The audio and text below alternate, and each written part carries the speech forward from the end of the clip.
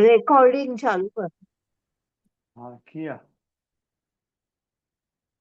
भाषांतर पढ़िए कोई, 5 श्लोक, 3 4 श्लोक है। अरे बोल. मैं पढ़ती हूँ. हाँ बढ़िए भाषांतर। श्री मैत्रेय मुनि ने आगे कहा, हे विदुर, जब यक्षराज कुबेर ने ध्रुव महाराज से इस प्रकार वर मांगने हेतु कहा, तो उस सर्वाधिक उन्नत शुद्ध भक्त, बुद्धिमान तथा विचारवान राजा ध्रुव ने यही याचना की कि श्री भगवान में उनकी अखंड श्रद्धा और स्मृति बनी रहे, क्योंकि इस प्रकार से मनुष्य अज्ञान के सागर को सरलता से पार कर सकता है, यद्यपि उसे पार करना दूसरों के लिए अत्यंत दुस्तर है. हरे कृष्ण. तो ये उनका इच्छा है ध्रुव महाराज। तो हालांकि ऐसा विचार हो सकता है, प्रभुपाद अगले तात्पर्य में लिखेंगे कि अरे देवता है, कुबेर तो देवता है ना, देवता के पास वर मांगने का क्या जरूरत है शुद्ध भक्त। लेकिन तो भी वो, उन्होंने मांगा तो ऐसा नहीं बोल रहे अरे आप मेरे को क्या वर दे सकते हो, मैं शुद्ध भक्त। तो ऐसा कुछ भाव नहीं है, गर्व का कुछ भाव नहीं है ध्रुव महाराज। हालांकि उन्होंने प्रेम से बोला वर मांगो, तो ध्रुव महाराज ने हृदय से बोल दिया क्या चाहिए। और क्या चाहिए उनको, निरंतर भगवान का स्मरण चाहिए। हरऊ सवरे अचलिताम स्मृति है। तो ये प्रेम है, पंचम पुरुषार्थ, निरंतर भक्ति। तो न धनम न जनम न सुंदरी कविता वा जगदीश मम जन्मनि जन्मनीश्वरे होता भक्ति रहे। तो यही शुद्ध भक्त का भाव होता है, वही यहाँ पर। तो प्रभुपाद जी ये हमने देखा कि कैसे मुक्ति मुक्ति सिद्धि कामी सब लोग अपना कुछ चाहते हैं, योगी कर्मी इत्यादि। लेकिन उनको चतुर्थ पुरुषार्थ मुक्ति भी तुच्छ लगने लगती है, मोक्ष लघुता कृत, क्योंकि उन्होंने प्रेम प्राप्ति किया है ना ध्रुव महाराज। तो ध्रुव महाराज फर्स्ट क्लास शुद्ध भक्त, अतः स्वाभाविक है कि प्रथम श्रेणी का भक्त प्रथम श्रेणी का बुद्धिमान व्यक्ति होता है। यहाँ पर वर्णन है महाभागवतो महामति। तो महामति इसलिए महामति कहा गया है उनको। उनका मान महात्मा, महामति एक ही चीज हो गया। इसलिए वो भौतिक जगत में किस भी प्रकार के वरदान में रुचि नहीं रखता। ऐसा नहीं कुबेर ने मेरे को बोल दिया उनके पास बहुत पैसा है तो मैं कुछ तो मांग लेता हूँ। पहले तो उन्होंने शुरुआत मांग के किया था भगवान से, लेकिन बहुत बड़ा पश्चाताप किया। वो भी हम देखेंगे 9वें अध्याय में, जो हमने नहीं देखा, बहुत सुंदर सेक्शन है एक बार मांगने के बाद। तो राजाओं के राजा ने स्वयं ध्रुव महाराज को प्रभुति संपन्न प्रभुत संपत्ति मांगने को कहा, किंतु उन्होंने इसे नकार स्वीकार नहीं किया, इसलिए उन्हें महामती अर्थात अत्यंत विचारवान कहा गया। तो सबसे बुद्धिमान आदमी का ये क्या है, लक्षण क्या है, तो क्या उसका चाह क्या है, इच्छा क्या है, किसमें वो आनंद लेता है। तो इसलिए इनको बुद्धिमान बोला है। तो सबसे बुद्धिमान मतलब उसका चयन सही होता है, कोई भी उनके सामने आए उसका चयन सही होता है। वही यहाँ पर द्रौपद जी महाबुद्धिमान बोले। तो ऐसा इच्छा बहुत सारे भक्तों ने किया है, भागवतम में आप देखोगे तो वो डायरेक्टली बोलते मुझे और कुछ नहीं चाहिए। जैसे वित्रासुर है, और 16,100 जो रानियां हैं वो है। तो ये हमेशा क्या प्रार्थना करते हैं, न न न न नाकपृष्ठम न च पारमेष्ठम न सार्वभौमम न रसाधिपत्यम न योग सिद्धिम अपनर्भवम वा समंजस विरहय कांक्षे। तो वो बोल रहे मेरे को ये भौतिक जगत का सब कुछ बोला उन्होंने, कुछ छोड़ा नहीं।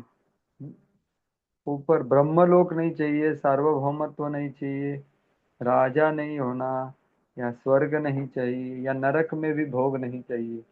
इससे छोड़ के मुझे मोक्ष भी नहीं चाहिए, अपुनर्भवम। तो क्या चाहिए भगवान, आप सब कुछ दे सकते हो लेकिन मेरे को कुछ नहीं चाहिए। मेरे को क्या चाहिए, समंजसस्व विरहय आकांक्षी, तो आपका दर्शन का मैं आकांक्षा कर। तो ऐसा वितरासुर भी बोलते हैं, 16,100 रानियां भी वैसा ही प्रार्थना करती है। और भक्ति विनोद ठाकुर का भी प्रार्थना वैसा है ना, प्रभु तव पद योगे मद निवेदन। तो ये बुद्धिमान आदमी होता है, वो ऐसा प्रार्थना करता है कि भाई मुझे इस जगत का कुछ नहीं, ना ही मांगी देह सुख विद्या धन जन, ना ही मांगी स्वर्ग आर मोक्ष नहीं मांगी इत्यादि। एटलीस्ट वो डिक्लेयर तो कर रहा है उसका कि भाई ये मुझे चाहत नहीं है। हालांकि मेरे पिछले संस्कारों से उसका प्रभाव होता है, लेकिन मैं चाहता नहीं। तो ये बहुत सुंदर प्रार्थना है उनकी, भक्ति विनोद ठाकुर। विषय जे प्रीति एबे आया छे हमार, सही मत प्रीति हो को चरणे तुम्हार। जैसा मेरे विषयों में आसक्ति है वैसा आप में हो। शुद्ध भक्ति का प्रार्थना। प्रहलाद महाराज भी ऐसा ही करते हैं ना, भगवान बोलते मांगो। जैसे अभी यहाँ पर कुबेर बोल रहे हैं मांगो करके, तो प्रहलाद महाराज ने मांगो बोलने के बाद क्या बोला नरसिंह देव को? नरसिंह देव बोले मांगो। क्या बोला प्रहलाद महाराज ने उनको? तो याद है, प्रहलाद अभी नरसिंह चतुर्दशी हो गया कुछ दिन पहले। तो क्या बोला उन्होंने? प्रहलाद महाराज ने उनको क्या रिप्लाई किया? उन्होंने बोला भक्तों का संग मांगा। हाँ, भक्तों का संग। भक्तों का संग तो उन्होंने नहीं मांगा, ध्रुव महाराज ने मांगा। भक्तों का संग मतलब प्रार्थनाओं में थोड़ा मांगा उन्होंने, लेकिन ऐसा वर मांगो बोला तब भी क्या मांगा? हरे कृष्ण प्रभु जी, दूसरों के दुख दूर हाँ, करने के लिए मांगा उन्होंने। ये लोग जो है उनको आध्यात्मिक ज्ञान नहीं है, उनको दुख मुझे देखा नहीं जाता है, ये बोला ना उन्होंने। नहीं, वर वर मांगो ये सब प्रार्थना में है, लेकिन वर मांगो बोलने के बाद क्या मांगा? मुझे पिताजी के लिए वो मांगा, मैंने मेरे अपने पिता पिताजी के लिए मांगा। हाँ, तो पिताजी को मोक्ष दिलवा दो, वो पहला बात है। तो वो हाँ, तो करवा दिया, भगवान ने बोला 21 पीढ़ी हो गया, तो वर आपके लिए अपने लिए कुछ वर मांगो। तो क्या बोले गुरु? उन्होंने बोला कि नहीं मैं थोड़ा व्यापारी हूँ, आप ऐसे मुझे कैसे बोले, मुझे कुछ नहीं चाहिए। बिल्कुल, तो पहला चीज बोले वणिक नहीं हूँ मैं, व्यापारी की मैं कुछ चाहता हाँ, हूँ आपसे, मैं आपको सेवा करता हूँ बस। तो भी भगवान बोले मांगो कुछ, तो क्या मांगा फिर?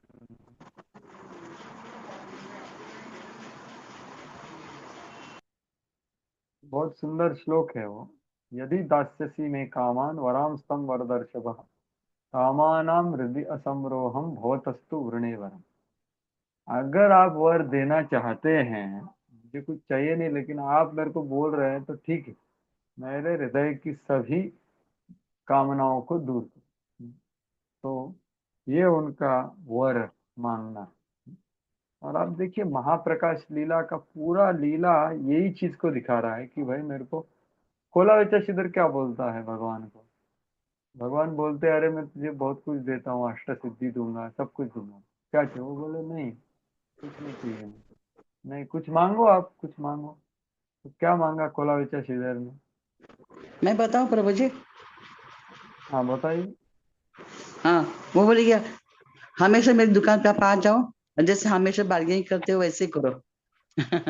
हाँ, डेली 2 घंटा बार्गेनिंग करने को आओ बस। हाँ हाँ। और वो पहले मांगने के लिए वो भगवान इतने लालायित थे कि आप मांगो, कुछ तो मांगो। तो बोला श्रीधर उनको बोले अरे आप टेंशन में मत आओ, मेरे को कुछ नहीं चाहिए इस जगत, क्योंकि पंछी और राजा सबको कुछ रहता है क्या।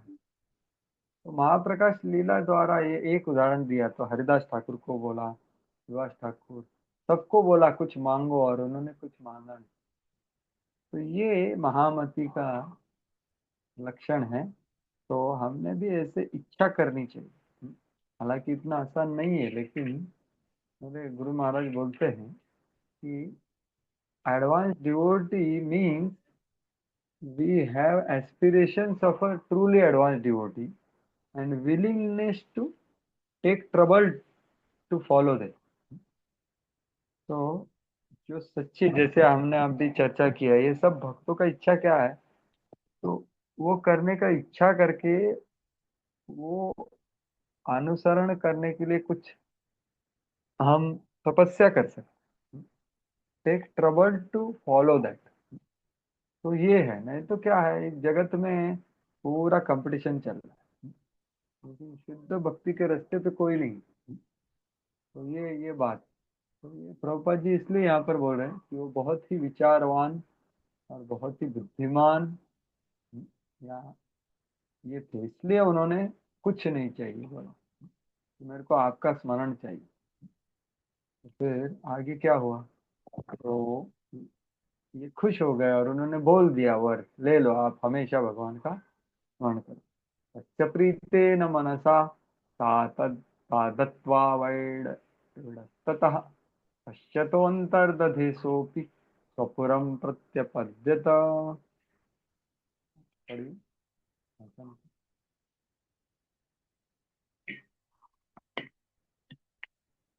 कौन पढ़ रहा था, 5 श्लोक पढ़िए।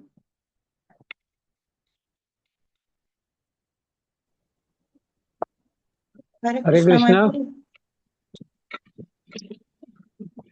हाँ, पढ़ रहे हैं क्या माता जी, क्या है, नहीं तो आप पढ़िए।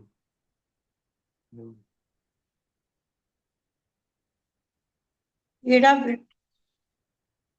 हाँ पढ़िए। ईड़ा वीरा के पुत्र कुबेर अत्यधिक प्रसन्न हुए और उन्होंने प्रसन्नता पूर्वक ध्रुव महाराज को मनचाहा वरदान दिया।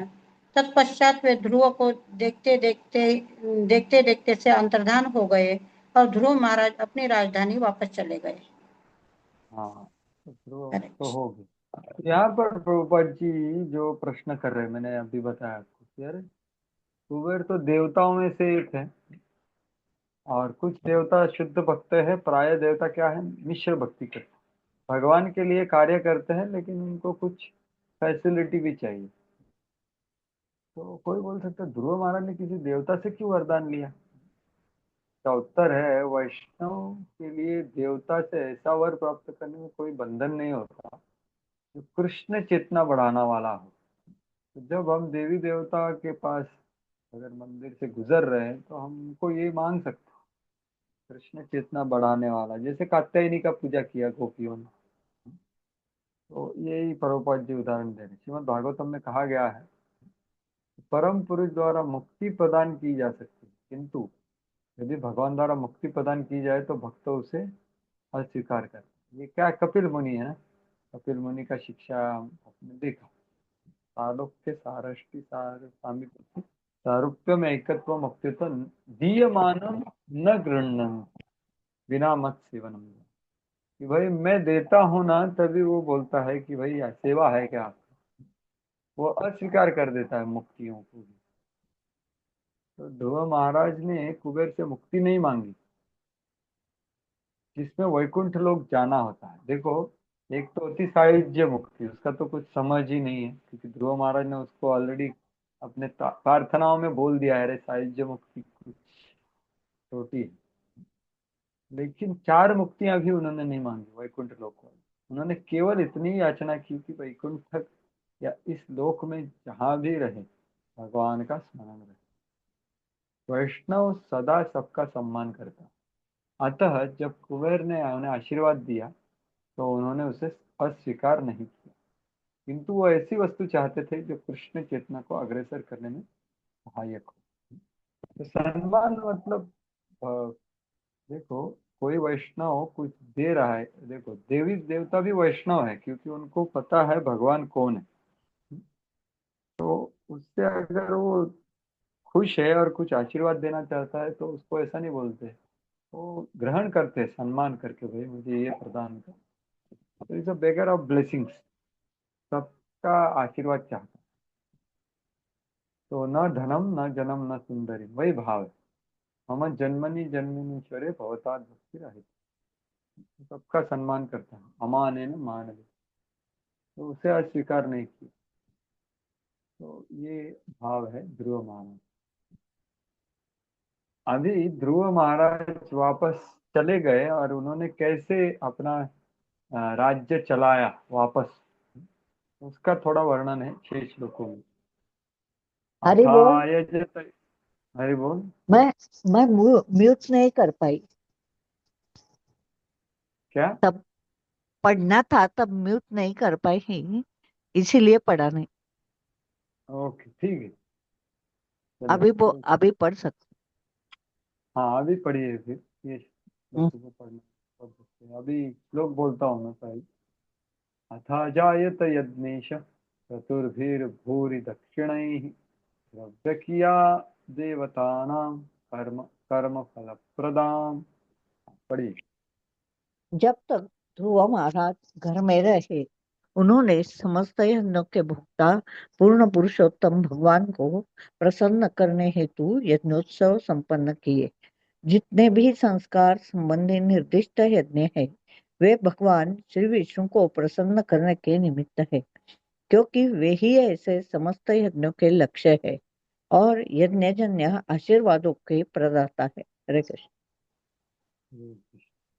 तो ध्रुव महाराज देखो तब भी के सत्य वगैरह थे, तो वहां पर यज्ञ करना भी महत्वपूर्ण था। तो उन्होंने सभी प्रकार के यज्ञ वगैरह किए, क्योंकि वो क्षत्रिय थे, राजा थे पूरे भूमि के। तो प्रभुपाद जी पूरा वर्णाश्रम सिस्टम को बताते हैं, और कैसे विशेष रूप से क्षत्रिय और वैश्य, ये जो दो लोग होते हैं, उन्होंने यज्ञ करने के लिए पूरा का पूरा योगदान देना चाहिए।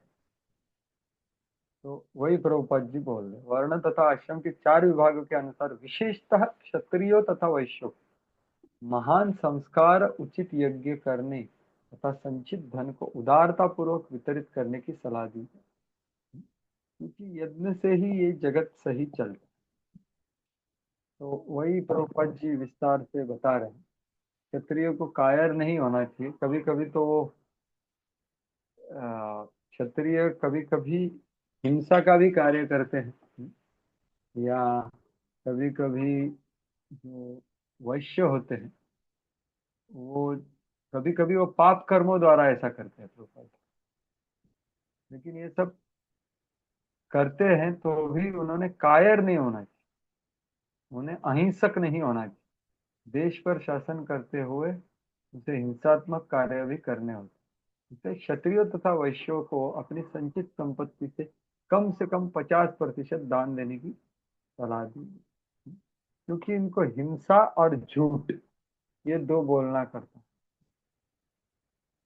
तो इसलिए अर्जुन भी बोल रहा था कि मैं लड़ूंगा नहीं, मैं भीख मांगू। तो बोले नहीं, आप नहीं कर सकते। तो इसलिए उन्होंने क्या करना चाहिए, दान करना चाहिए, और यज्ञों को करने के लिए ब्राह्मणों को दान देना चाहिए, और सभी प्रजा के लिए। राजा का कार्य नागरिकों के केवल करों की वसूली करके धन संग्रह करना और इंद्रिय तृप्ति में व्यय करना नहीं है। तो राजा का कार्य एक सूर्य जैसा होता है। वो क्षत्रिय राजा कर लेता है, जैसे सूर्य पानी लेता है ना, और बाद में वर्षा करता है। तो लेकिन आजकल का समय में कैसे प्रभुपाद जी बोल रहे हैं कि कभी कभी लोगों की आय का 80 से 90% कर रूप में लिया जाता है। इसको अफसरों तथा शासनकर्ताओं के उच्च वेतन को चुकता करने में मनमाने ढंग से व्यय किया जाता है। तो आजकल की परिस्थिति बोल रहे हैं कि कुर्सी बनाए रखने के लिए या अपने दल को सत्तारूढ़ बन रखने के लिए व्यस्त है। राजनीति को जन कल्याण के विषय में सोचने हेतु तनिक समय नहीं मिलता। सोचने का ही समय नहीं है तो फिर क्या करने का समय तो छोड़ ही दो ना। तो इसलिए आयकर बिक्री कर इस रूप में भारी कर लगा सकते हैं। ये सताते हैं। कलयुग में ऐसा वर्णन है आगे कि इतने कर लगाएंगे कि लोग सब जंगल में दौड़ भाग जाएंगे, इतने कर लगाएंगे आगे। तो इसलिए संकीर्तन यज्ञ करना है। और वो क्या करना है, घर में प्रभुपाद जी बोलते 2 चीजें करिए। साथ में आके हरे कृष्ण कीर्तन कीजिए और यथासंभव प्रसाद वितरण कीजिए। तो ये सबसे बड़ा दान है, और ये संकीर्तन के लिए सपोर्ट करना चाहिए। दूसरी जगह पे प्रभुपाद जी लिखते हैं, जैसे कली को परीक्षित महाराज जो क्षत्रिय राजा थे, उन्होंने कली के प्रभाव को पूरा पूरा परास्त कर दिया। कैसे? उन्होंने संकीर्तन यज्ञ में पूरा का पूरा ध्यान लगा, अपना जो पूंजी था। तो इसलिए कली का जो प्रभाव है वो नहीं पड़ा। इसलिए प्रभुपाद जी उधर लिखते हैं कि कैसे आदमी लोगों को सिखाना चाहिए कि भाई आप संकीर्तन यज्ञ में आपका जो आप कमाते हो उसका 50% देने का प्रयास करो। ये सिखाना चाहिए, मांगना नहीं चाहिए। वो बोलते everyone should be taught to sacrifice 50%। तो सिखाना मतलब क्या होता है, ये समझाना कि ये क्या है। और ऐसा नहीं कि मंदिर चलाने के लिए आप दे रहे हो, वो नहीं समझना चाहिए। ये मेरा शुद्धिकरण के लिए, मेरे जीवन शैली के लिए, कल ही हमारे समाज में, परिवार में कल ही ना आए, इसके लिए हमें करना। ऐसा प्रभुपाद जी लिखते हो तात्पर्य। तो ये संकीर्तन, प्रभुपाद बोल रहे मात्र प्रसाद वितरण तथा संकीर्तन से सारा विश्व शांतिपूर्ण और समृद्ध बने। तो अभी आप बोलेंगे कि इन्होंने यज्ञ क्यों किया, तो उसका उदाहरण प्रस्तुत करने की। वो शुद्ध भक्त थे, वो 24 घंटे भक्ति स्मरण करने का उन्होंने वर मांगा, भगवान का दर्शन भी किया था। यज्ञ करने का आवश्यकता क्या है, लेकिन वो समय पर उनको आदर्श प्रस्थापित करना, इसलिए उन्होंने यज्ञ किया। उनका श्रद्धा किसमें था, नवविधा भक्ति में। यज्ञ क्यों किया, ये धार्मिक जो समाज है वो आगे बढ़ता रहे। यद्यपि ध्रुव महाराज महान भक्त थे और उन्हें इन यज्ञों से कुछ लेना देना नहीं था, किंतु अपनी प्रजा के समक्ष आदर्श प्रस्तुत करने हेतु उन्होंने अनेक यज्ञ किए और अपनी सारी संपत्ति दान में दी। जब तक वे गृहस्थ रूप में रहे, उन्होंने अपनी इंद्रिय तृप्ति के लिए एक दमड़ी भी खर्च नहीं। तो ये जरूरी, ये प्रभुपाद जी बोलते हैं परिनिष्ठित भक्त है। मतलब क्या, वो बाहरी कार्यकलाप में लगा हुआ है, जैसे कोई कर रहा है, धार्मिक भी करता है या वृत्ति भी है, लेकिन उसका श्रद्धा पूरा कृष्ण पे है। तो वो उदाहरण प्रस्तुत करने के लिए करता है। तो अगले श्लोक में चक्रवर्ती ठाकुर लिखते हैं कि एक्चुअली उन्होंने ये सब खुद ने नहीं किया, उन्होंने सब कुछ क्या किया, डेलीगेट किया। जैसे अम्बरीश महाराज ने किया ना, डेलीगेट समझते हैं, डेलीगेट को क्या बोलेंगे, दूसरे को करवाया, किया नहीं वैयक्तिक रूप से, अपने मंत्रियों से, बाकी उनसे करवाया प्रजा के बढ़ोतरी की। तो देखो, प्रजा में कुछ लोग शुद्ध भक्ति कर सकते थे, कुछ लोगों का श्रद्धा कम था, तो उनके लिए वैसे भरत महाराज ने भी यज्ञ किए, बाकी महाराजों ने भी की, लेकिन उनका श्रद्धा, दृढ़ श्रद्धा, शुद्ध भक्ति पे था। तो लास्ट में प्रभुपाद कर्म फल प्रदाम, ये जो शब्द है भगवान के लिए इस्तेमाल हुआ है, द्रव्य क्रिया देवतानाम कर्म कर्म फल प्रदम। तो उन्होंने यज्ञेश, जो कर्म फल प्रद होता है, उनको बहुत सारी दक्षिणाओं से, यज्ञों से, देवताओं की पूजा से खुश किया। तो वो अविधि पूर्वकम नहीं है। अहम ही सर्व यज्ञानाम भोक्ता प्रभुर एवच। ये जो नहीं जानता वो कर्म बंधन में पड़ता है, लेकिन ये जो जानता है कि फिर वो विधि पूर्वक अगर ये करना है तो कर सकता है, जैसे ध्रुव महाराज कर रहे हैं, उदाहरण प्रस्तुत कर। तो ये भाव है। कर्म फल प्रद मतलब क्या, भगवान हर एक कर्म का फल प्रदान करते, हालांकि वो भौतिक इच्छा हो या आध्यात्मिक इच्छा हो या प्रेम की इच्छा, तो वो कर्म फल प्रद का ये समझाते हैं यहाँ पे। भगवान इतने दयालु है कि प्रत्येक व्यक्ति के हृदय में परमात्मा के रूप में स्थित रहते हैं, और इतने दयालु है तथा उदार है कि जो कोई कुछ करना चाहता है वे उसके लिए सारी सुविधाएं प्रदान करते, और वो देते हैं, इसलिए जीवात्मा फल को भोग सकता है, नहीं तो नहीं भोग सकता। तो वो समझना चाहिए कि भगवान इसकी पूरी सुविधा, देखो ये मैंने बताया ना, देवी देवताओं का जो यज्ञ का सिस्टम है बताया किसने, ये सुविधा किसने बनाया। तो जो यज्ञार्थ कर्मणो अन्यत्र लोकोयम कर्म बंधन, ये जो पूरा का पूरा भगवान विष्णु को अर्पण नहीं कर सकता, उनके हृदय में कुछ भौतिक इच्छाएं हैं, तो भगवान ने क्या बनाया, ये देवी देवताओं का यज्ञ का एक सुविधा बना। तो he created a facility, he gave the faith, he gave the fruits through the devata, but he called them foolish. तो ये भगवत गीता में है सब। तो ये सुविधा प्रदान की, श्रद्धा भी प्रदान की, ये दयालुता है भगवान। देखो कोई देवी देवता है, उसके ऊपर श्रद्धा कौन देता है? परमात्मा ही तो देता है। तो ये सब भगवान है। हालांकि हमें लगेगा कि ये देवता फल दे रहा है, जल्दी देता है ऐसा लगता है, मतलब ऐसा होता भी है। लेकिन वो दे कौन रहा है? ये कर्म फल दे रहे भगवान देवता को। देवता को बोल रहे हाथ धो। श्रद्धा वो दे रहे, फल वो दे रहे, सुविधा वो दे रहे। लेकिन क्या बोल रहे? अंतमत्तु फलम तेषाम तद भावत्य अल्पमेध। वे अल्प बुद्धि वाले। तो ये से दयालु भगवान, इसलिए उनको कर्म फल प्रद के नाम विख्यात। और क्या किया उन्होंने? सर्वात्मन सर्वात्मन्यच्युत से सर्वे तीव्रौघाम भक्ति उद्वहन दर्शामात्मनि भूतेषु तमेवावस्थितां विभूम। पढ़ी। ध्रुव महाराज निर्बाध बल के साथ हर वस्तु के आगार परमेश्वर की भक्ति करने लगे। श्री भगवान की भक्ति करते हुए उन्हें ऐसा दिखता मानो प्रत्येक वस्तु उन्हीं श्री भगवान में स्थित है और वे समस्त जीवात्माओं में स्थित हैं। श्री भगवान अच्युत कहलाते हैं क्योंकि वे कभी भी अपने भक्तों को सुरक्षा प्रदान करने के मूल कर्तव्य से चूकते नहीं।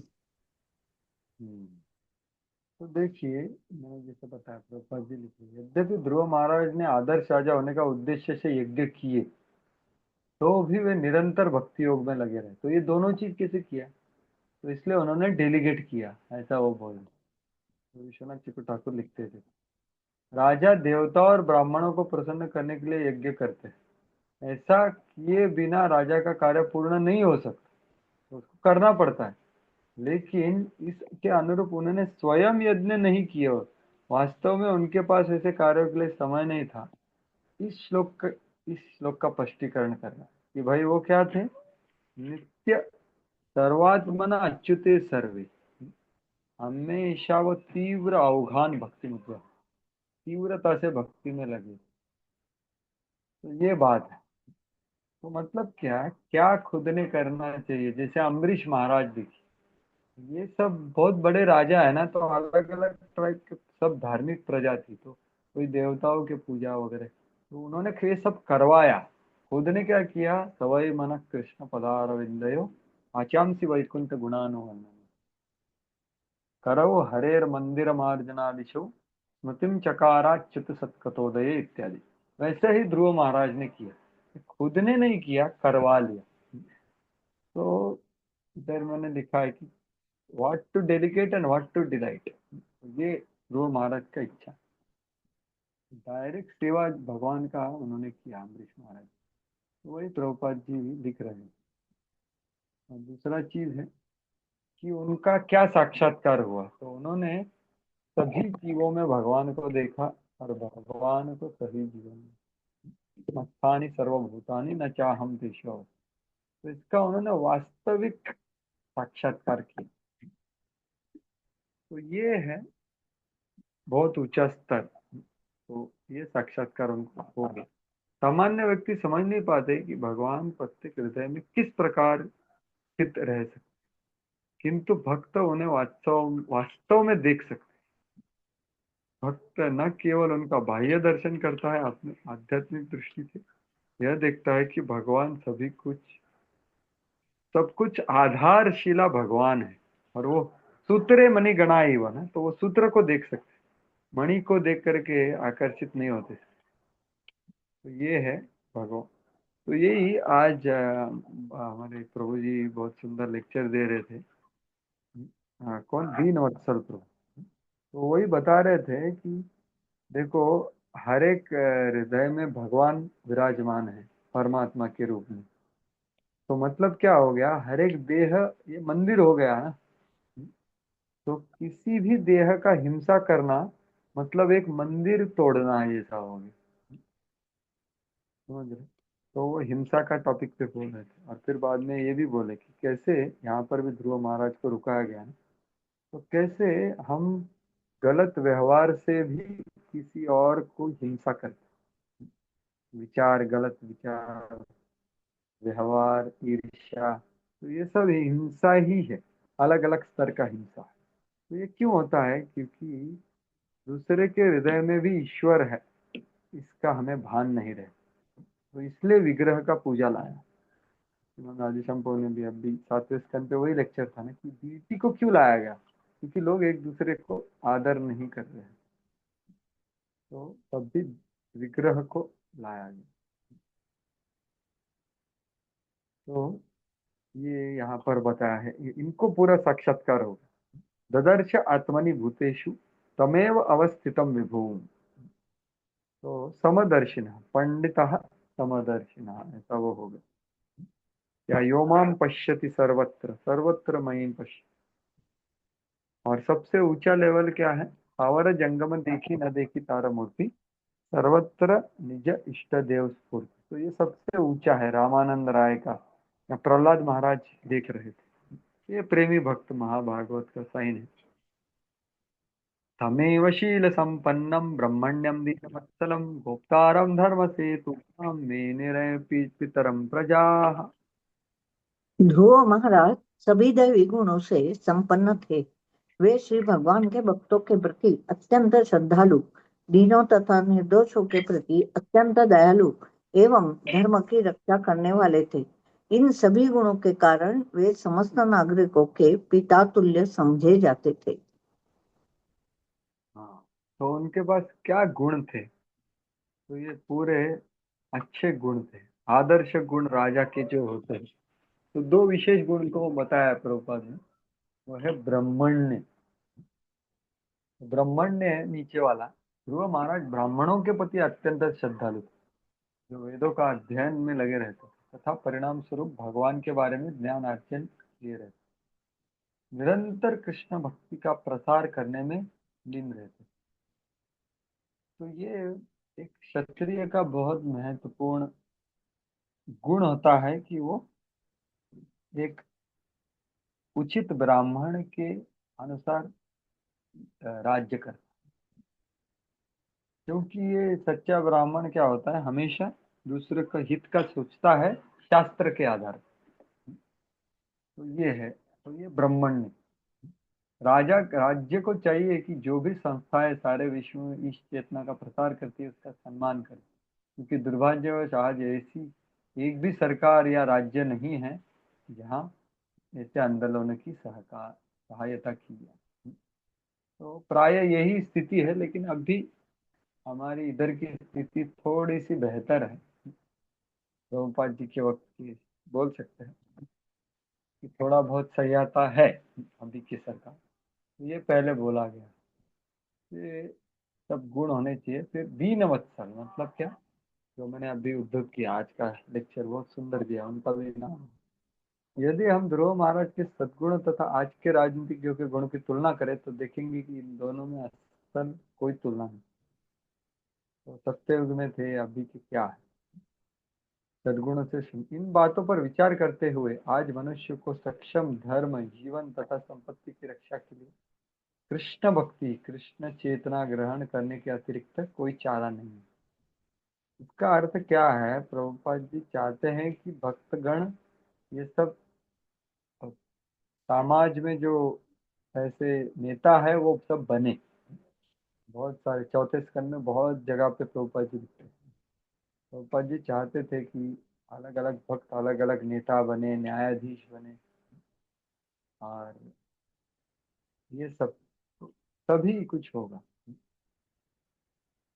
और कितना लंबा उन्होंने ये किया, 37 वर्ष साहस्त्रम शशास चितिमंडलम भोगै पुण्यक्षमम कुर्वन् अभोगै शुभम अशुभमक्षयम। हरि बोल, मेरे 5 हो गए।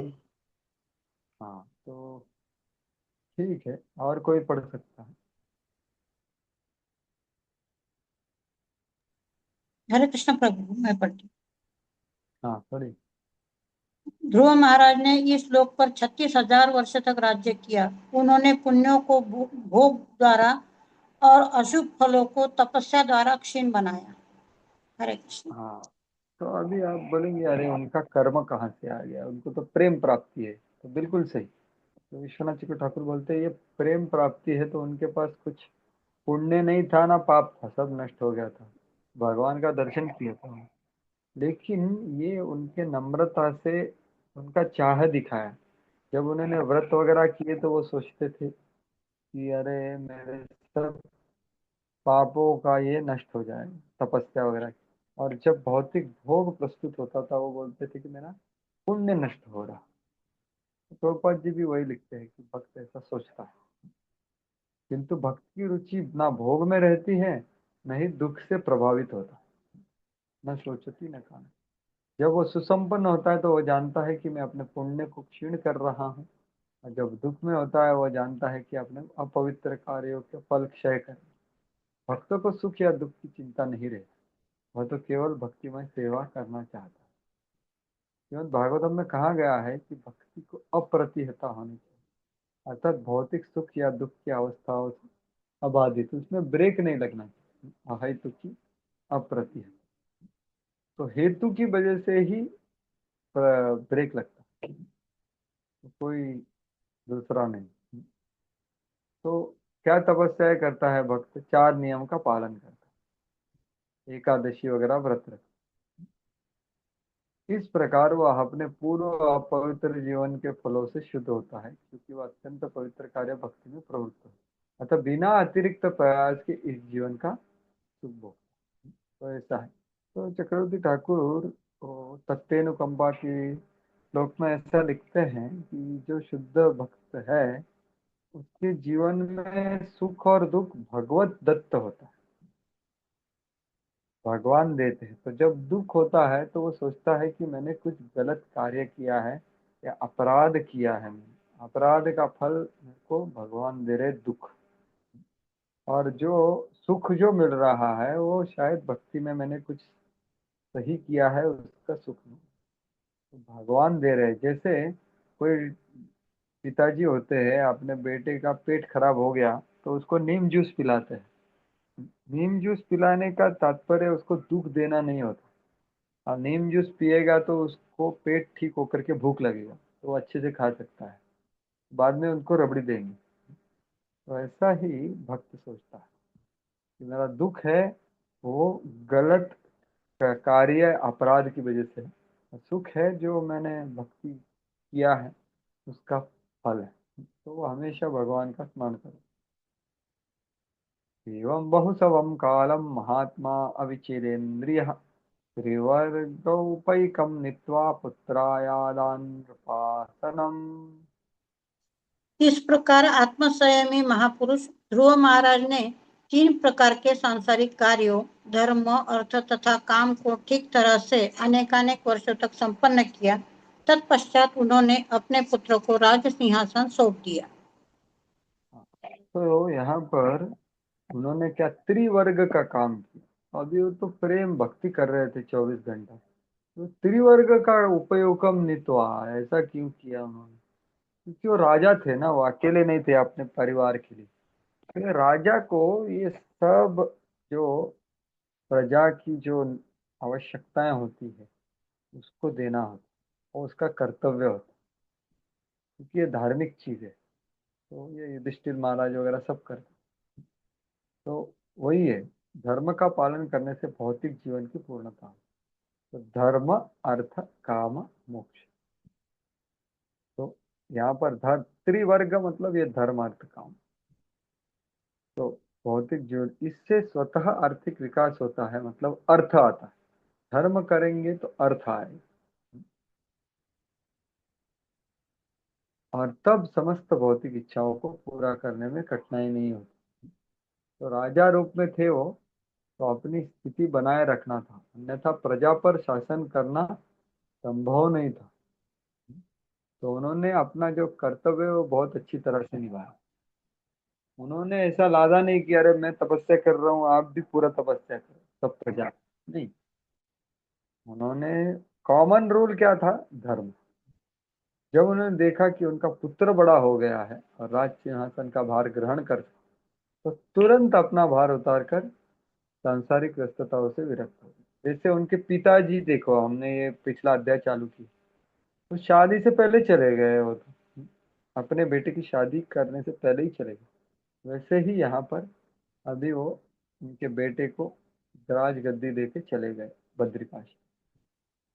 तो ये है उनका उत्तरदायित्वमय जीवन और भक्तिमय जीवन। तो दोनों चीज उन्होंने अच्छा किया। अविचलेंद्रिय, ये क्यों? क्योंकि उनके इंद्रिय संयम में थे, विचलित नहीं हो। उनकी इंद्रिय शक्ति घटी नहीं, यद्यपि आयु की दृष्टि से वो अत्यंत वृद्ध हो चुके। तो भगवान ने उनको बोला ही था ना कि आपके इंद्रिय एज इट इज रहेंगे 36,000 साल से। उन्होंने अपने कर्तव्य सही ढंग से सांसारिक रीति से पूरे किए। ये महान भक्तों की व्यवहार प्रणाली है। तो वो अपने आप का जो चीज है वो सबके ऊपर लादते नहीं है, ना वैसा सबके लिए पॉलिसी बनाते। वो प्रेरणा देते हैं और प्रेरित करते हैं सेवा में भगवान की। अपने आप के उदाहरण, वो दूसरे को क्या बोलते हैं, हायर फायर नहीं करते। तो ये है महान भक्तों की व्यवहार प्रणाली, सही ढंग। तो महाप्रभु का रघुनाथ दास गोस्वामी को जो आदेश था ना, वो आना चाहते थे पूरा छोड़ छाड़ के, लेकिन महाप्रभु ने उनको क्या बोला कि आप घर में रहो, लेकिन कैसा रहो? अंतरे निष्ठा कर बाह्य लोक व्यवहार। आंतरिक पूरा विश्वास रखो, बाहर लोक व्यवहार जैसा पूरा पाउंड्स एंड शिलिंग्स मैन जैसा डीलिंग कोई समझ में नहीं आया। अचिरात कृष्ण तुम्हारे करीबे होता। तो ये जरूरी, दिखावा के लिए उन्होंने भक्ति नहीं की, अंदर ही अंदर भक्ति किया, बाहर लोक व्यवहार किया। हालांकि उनके पिताजी को लगा अरे क्या हो गया इसको। तो ऐसी दिव्य स्थिति केवल भक्त ही प्राप्त रह रहा है भौतिक चीजों में, लेकिन हृदय है भगवान, जैसे भगवत गीता में कहा गया है। यहाँ अन्य लोग जैसे योगी अपनी इंद्रिय को बलपूर्वक, तो ये अविचलित इंद्रिय का व्याख्या हो रहा है कि योगी ज्ञानी ये अपने इंद्रियों को बलपूर्वक नियंत्रण करना चाहते, ना ना ना बोल। लेकिन भक्तजन वो भक्तिमय इंद्रिय नियमन कर, भक्ति की शक्ति से, गुरु के आदेश से, हरे गुरु वैष्णव के आदेश से इंद्रिय संयमन कर। तो ये दोनों में अंतर है। दोनों इंद्रिय संयमन करते हैं, लेकिन ये अपनी शक्ति से बलपूर्वक करते हैं। लेकिन भगवान की सेवा में लगा के तानि सर्वाणि संयम्य युक्त आसित मत। तो ये डिवोशनल इंद्रिय नियंत्रण, क्योंकि वो उच्चतर दिव्य कर्मों में लगा। तो ये है परम दुष्टा निवारण, अपने इंद्रियों को भगवान की सेवा में लगा। और फिर उनका क्या साक्षात्कार हुआ जाने के वक्त? मन्यमानम इदम विश्वम माया रचितमात्मनि अविद्यया रचितम स्वप्न गंधर्व नगरोपमम। श्री ध्रुव महाराज को अनुभव हो गया कि यह दृश्य जगत जीवात्माओं को स्वप्न अथवा माया जाल के समान मोहग्रस्त करता रहता है, क्योंकि यह परमेश्वर की बहिरंग शक्ति माया की सृष्टि है। मन्यमान मतलब उन्होंने पूरा पूरा माना। इदम विश्वम ये भौतिक जगत, माया रचितम, माया बहिरंग शक्ति द्वारा रचित है। और वो कैसा है? माया मतलब अविद्या। स्वप्न गंधर्व नगर मतलब क्या है कि यहाँ पर जो भी दृश्यमान है और अनुभव करने के लिए लगता है वो वास्तविक नहीं है, वो एक छाया के रूप में। तो स्वरूप सिद्ध व्यक्ति अथवा भक्त यही भली भांति जानता है, यह दृश्य जगत क्षणित है और माया का रूप बनाकर सत्य प्रतीत हो रहा। तो ये माया जाल का सदृश है, तो ये प्रतीत होता है। तो यही तो बोला है ना चतुश्लोकी में, ऋते अर्थम यत् प्रतीयेत न प्रतीयेत चात्मनि तद विद्या आत्मनो माया यथा भासो यथा तम। माया क्या है? ये जगत में जो भी हमको मूल्यवान लगता है, सुंदर, शक्तिशाली, प्रभावशाली, यश देने वाला, वो अगर कृष्ण के संबंध में नहीं देखते तो उसको माया बोलते। नहीं तो पहले दूसरे श्लोक में ही बोला है ना, नहीं पहले ही श्लोक, तेजो वारी मृदाम यथा विनिमयो यत्र त्रिसर्गो अमृषा। जिनके प्रवेश से ये जड़ जगत मानो सत्यवत लगता है, जैसे मृग मारीची तरह, पानी है रहता है लेकिन पानी नहीं होता, तो वैसा वो देख सके। किंतु इस छाया सृष्टि के पीछे वास्तविकता रहती है और वह आध्यात्मिक जगत है। तो ये छाया है, माया की छाया, लेकिन ये छाया है ना, तो ओरिजिनल तो है ना वास्तविकता, वो क्या है, भगवत धाम। तो भक्त तो आध्यात्मिक जगत में रुचि रखता है, इसलिए छाया में नहीं रखता, क्योंकि उसे परम सत्य का बोध हो चुका होता है। इस कारण वह सत्य की क्षणिक छाया में रुचि नहीं दिखाता, और इसके अर्थ है परम दृष्टवा निवर्तते। तो ऐसा उन्होंने मन्यमान किया। मंत्र मंत्रस्त्र्यपत्यसुहृदो बलमृद्धकोशम् अन्तःपुरं परिविहार भुवश्च रम्याः भूमण्डलं जलति मेखलमाकलय्य कालोपसृष्टमिति स प्रययौ विशालम्। अंत में ध्रुव महाराज ने सारी पृथ्वी पर फैले और महासागरों से घिरे अपने राज्य को त्याग दिया। उन्होंने अपने शरीर, पत्नियों, संतानों, मित्रों, सेना, समृद्ध कोष, सुखकर महलों तथा विनोद स्थलों को माया की सृष्टियां मान लिया। इस तरह वे कालक्रम में हिमालय पर्वत पर स्थित बद्रिकाश्रम के वन में चले गए। तो वही पिछले ही श्लोक को और थोड़ा विस्तार से बताया जा रहा है। तो ये सब चीज, जैसे परीक्षित महाराज और भरत महाराज ने भी यही सब चीज को त्याग किया है। जहौ युवौ मलवत उत्तम श्लोक लालच आत्मजाया सुतागारा मैत्रेय च आत्मजाया सुतागारा द्रविण बंधुष पशु द्रविण बंधुष राज्य चे अविकले नित्यम निरूढ़ ममताम जहौ। परीक्षित महाराज, इतनी ये सब अच्छा चल रहा था, ऐसा नहीं कि उनका झगड़ा हो गया, बच्चे मान नहीं रहे, मंत्रियों के साथ प्रॉब्लम हो रहा है इसलिए छोड़ के गए, ऐसा नहीं, सभी कुछ अच्छा था। पत्नी, दो पत्नियां, बच्चे, सबका नाम लिया है ना इधर, उनके रिलेटिव सब अच्छे थे, लेकिन उनको ये सब, this is list of names. अच्छा, प्रभुपाद जी ने भी त्याग किया ना, और वृंदावन में जाके लिखे ये सब लोग मेरे कौन है, ये सिर्फ एक नामों की सूची है, बस, और कुछ नहीं। तो ये वास्तविकता है, ये माया की सृष्टि। वो बद्रिकाश्रम में चले।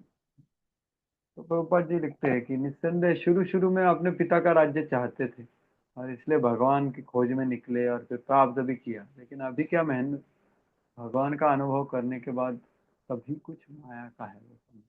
ध्रुव महाराज के कार्यों से हम यह समझ सकते हैं, यदि मनुष्य किसी भी तरह कृष्ण भावना भावित हो जाता है, इससे कुछ अंतर नहीं होता कि शुरू में उसका क्या आशय था। तो हम भक्ति में, जैसे ध्रुव महाराज का प्रभुपद बता रहे, पहले उनका भौतिक इच्छा था, लेकिन वो भक्ति में आने के बाद क्या हो गया, देखो अभी पूरा साक्षात्कार आ गया। तो वैसा हमको जानना चाहिए कि भाई हम भक्ति में प्रवेश शायद किसके लिए भी किए हो, अंत में वो भगवान की कृपा से यथार्थ सत्य की अनुभूति करेगा। तो ये विश्वास होना चाहिए, ये जो हमारा विधि है, ये सटीक तरह से ग्रहण करके आचरण करेंगे तो भगवान की कृपा से सभी कुछ साक्षात्कार प्राप्त हो जाएगा, अनुभव आ जाए। प्रारंभ में ध्रुव महाराज ने अपने पिता का राज्य प्राप्त करने की धुन में थे, किंतु बाद में वे महाभागवत बन गए और भौतिक सुख से उनकी रुचि जाती रही। जीवन की पूर्णता केवल भक्त ही प्राप्त कर सकते हैं। यदि कोई भक्त के ऐसे अंश को भी संपन्न करता है, भक्ति की एक अंश को, और बाद में अपरिपक्व अवस्था से उसका पतन भी होता है ना, तो भी वह उस व्यक्ति से अच्छा होता है जो इस जगत में सकाम कर्मों में लगातार लगा रहे। तो प्रभुपाद जी वही श्लोक को बोल रहा है, त्यक्त्वा सधर्मम चरणाम्बुजम हरे भजन पक्वोऽथ पते ततो यदि तत्रपा भद्र बुद्धमश्यति वार्ता तो अभजताम स्वधर्म। वही प्रभुपाद जी बोल रहे कि अरे इसका कुछ लॉस नहीं। देखो किस कोई आ भी गया वो पूर्णता प्राप्त करेगा, अगर कोई पतित भी हो गया तो भी उसका कुछ प्रॉब्लम नहीं। लेकिन जो बहुत अच्छे से सकाम कर रहा है लेकिन भक्ति नहीं कर रहा है वो इससे कनिष्ठ है, ऐसा वो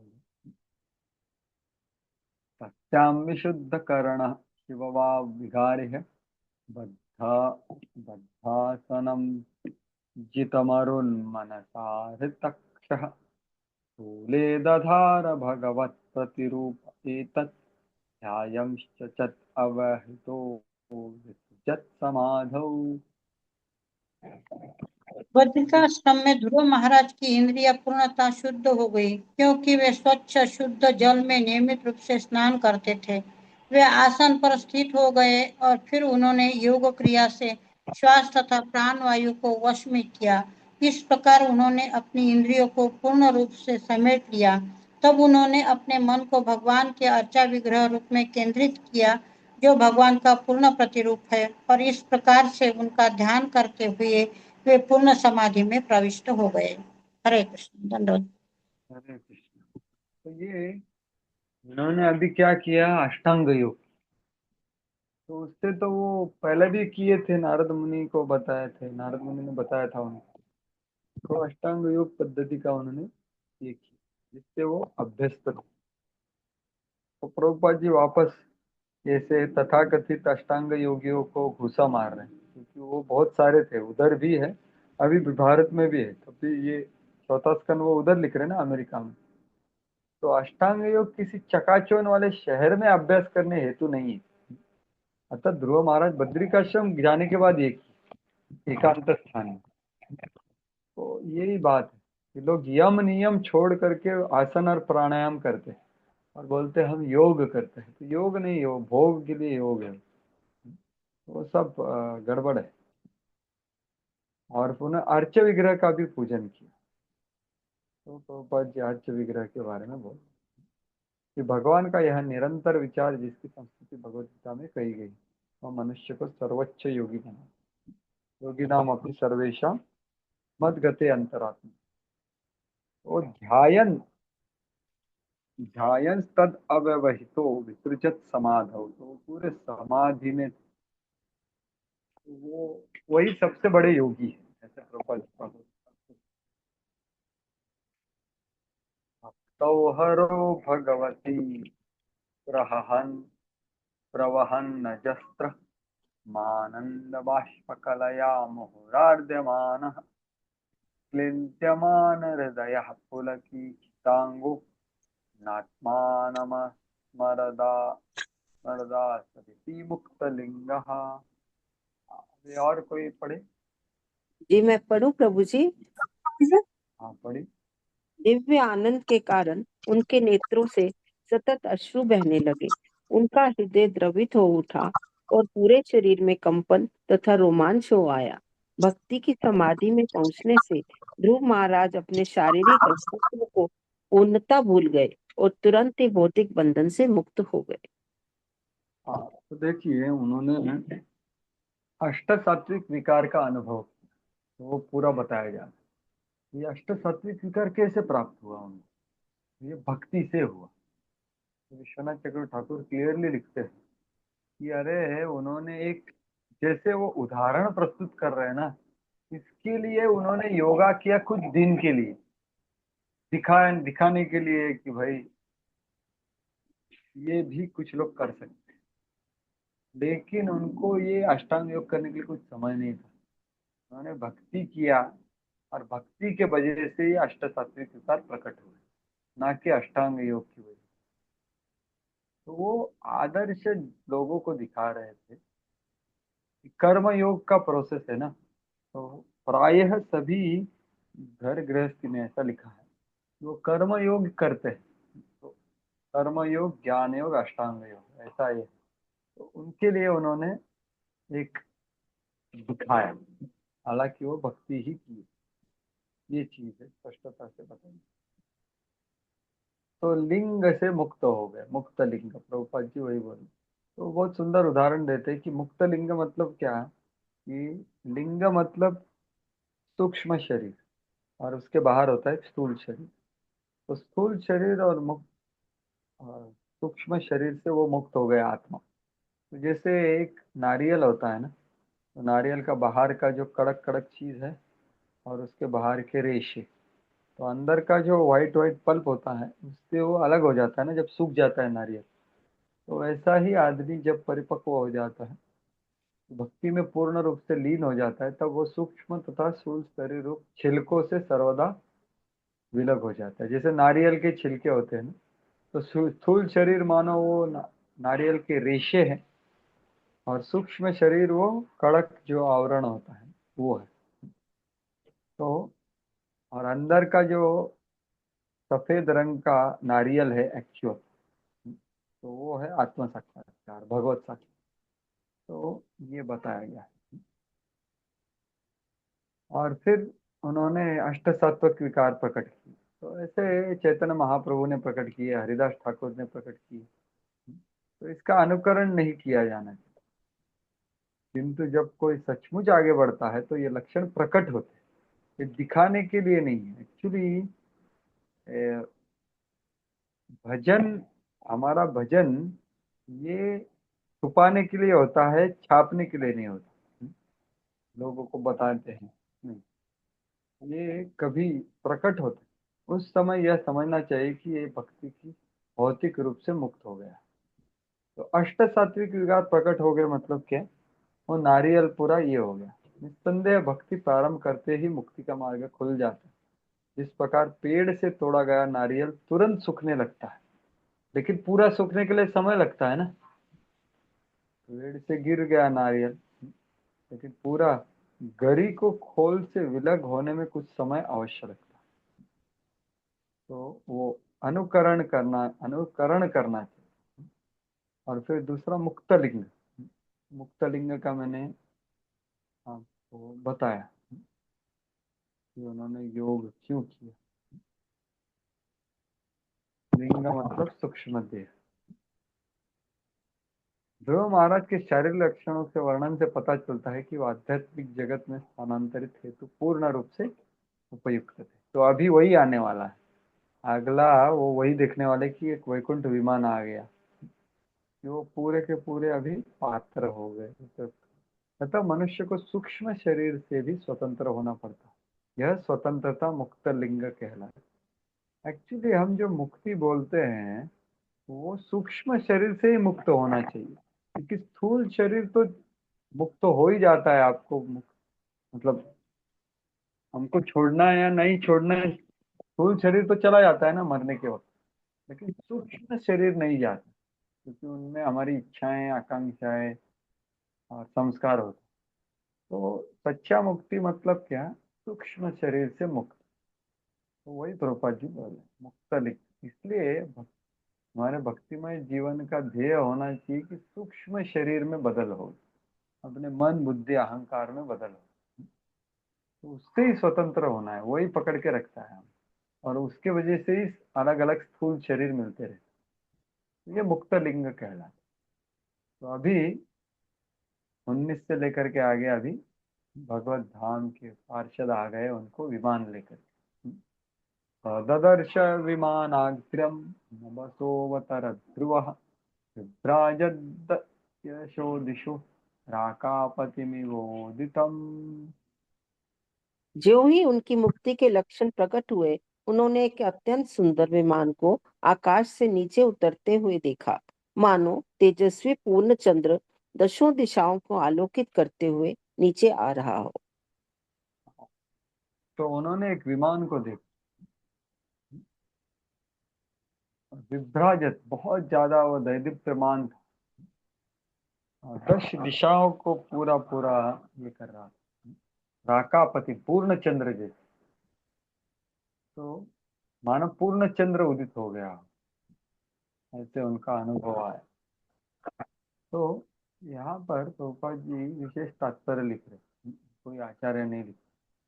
तो अर्जित ज्ञान कई प्रकार का होता है। तो ददर्श मतलब क्या, उन्होंने प्रत्यक्ष रूप से देखा, तो उसके लिए प्रभुपाद जी बोलते। तो क्या है, ये 5 स्तर होते हैं। तो ऐसे हम आगे बढ़ते हैं। प्रत्यक्ष, परोक्ष, अपरोक्ष, अप, अधोक्षज, अप्राकृत। तो ये 5 स्तर हैं ज्ञान के, दिव्य ज्ञान। तो प्रत्यक्ष मतलब क्या है कि हम किसी चीज को, किसी महान भक्त को देखते हैं और उससे कुछ ग्रहण करते, प्रत्यक्ष। हम भी करने लगते, वो कर रहे। दूसरा क्या है, परोक्ष। मतलब ये अधिकारियों से हम सुनते हैं, श्रवण करते हैं। मतलब क्या, वो जो देखते हैं वो हम देखने का प्रयास। पर अक्ष मतलब क्या, दूसरे के आंख से, जैसे हम बोलते हैं ना कि शास्त्र चक्षु से देखना चाहिए, गुरु के आंख से देखना चाहिए, गुरु ने जो बताया। तो वो है अधिकारी प्राप्त ज्ञान, परोक्ष। तो ये थियोरेटिकल नॉलेज बोल सकते हैं, ज्ञान बोल सकते हैं। फिर क्या है, अपरोक्ष। मतलब जो गुरु ने शास्त्र में बताया है देखने को, वो हमें पहले परोक्ष में नहीं दिखता, लेकिन जब अपरोक्ष में जाते हैं हम आगे, तो वो दिखने लगता है, अरे हाँ शास्त्र बोल रहा है ना, ये गड़बड़ है। तो वो अपरोक्ष हो गया। और अपरोक्ष के बाद अगला स्तर है अधोक्षज। यहाँ पर इंद्रियातीत, अध अक्षज, अक्षज। अ और क्ष से जो इंद्रिया है, उससे जो प्रकट होने के परे वाला। सबसे ऊंचा क्या है, अप्राकृत मतलब भगवत धाम। तो यही है direct knowledge, knowledge received from authorities. Direct knowledge मतलब प्रत्यक्ष, नॉलेज रिसीव्ड फ्रॉम अथॉरिटीज मतलब परोक्ष। दूसरे अथॉरिटी के अक्ष से देखना, परोक्ष।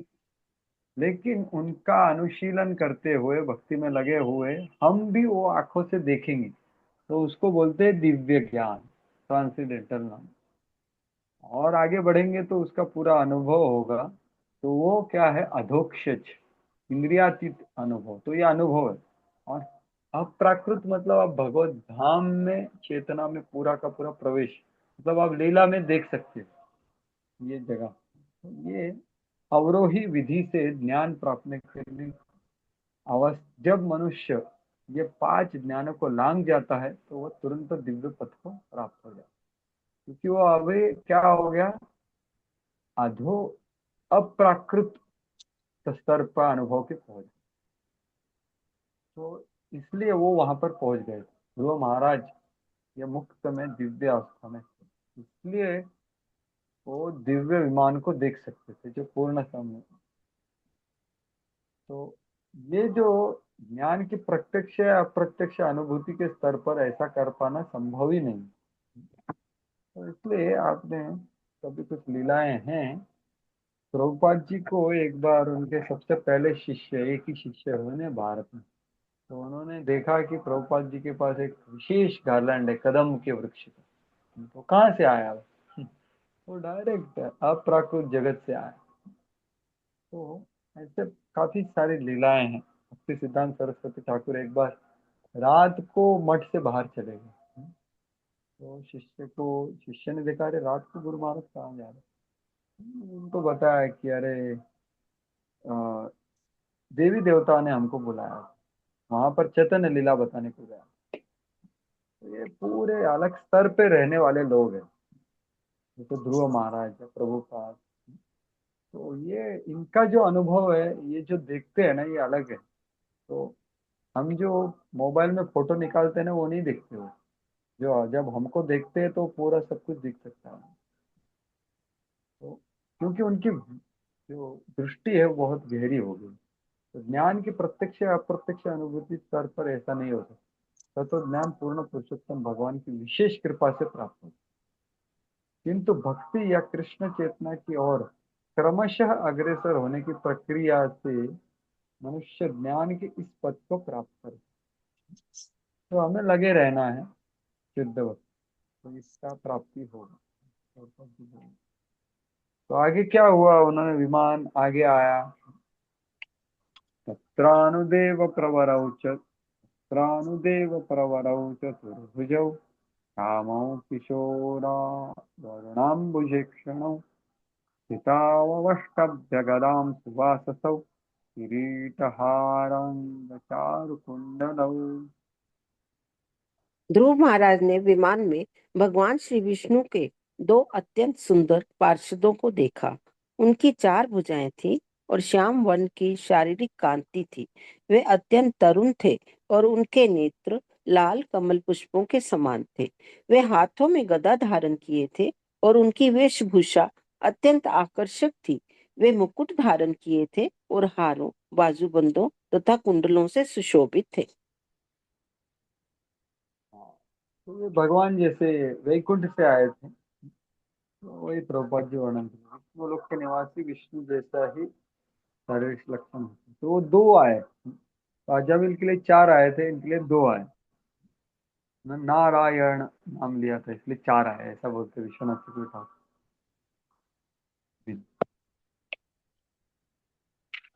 विज्ञायता उत्तममाई किंकरा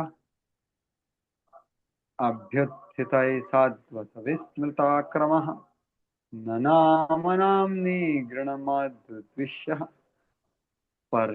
पार्षदप्रधानौ इति संहतांजलिः। यह देखकर कि ये असाधारण पुरुष श्री भगवान के प्रत्यक्ष दास हैं, ध्रुव महाराज तुरंत उठ खड़े हुए, किंतु हड़बड़ाहट में जल्दी के कारण वे उचित रीति से उनका स्वागत करना भूल गए। अतः उन्होंने हाथ जोड़कर केवल नमस्कार किया और वे श्री भगवान के पवित्र नामों की महिमा का जप करने लगे। तो यहाँ पर क्या बोला है, अभ्युत्थितः साध्वस विस्मृत क्रमः। तो वो इतने आश्चर्यचकित हो गए, अरे क्या हुआ। साध्वस मतलब तुरंत क्या करना चाहिए, उनका कैसा आदर करूं, उनका क्या करूं, अभी दंडवत करूं क्या, कुछ लाऊं उनको, क्या करूं क्या करूं, उचित व्यवहार क्या हो, उसका क्रम भूल गए। विस्मृत क्रम। तो फिर उन्होंने क्या किया, आदर किया, प्रणाम किया और हरिनाम लिया। बस, जय नारायण, जय गोपाल, जय गोविंद, ऐसे बोल करके उन्होंने दंडवत किया।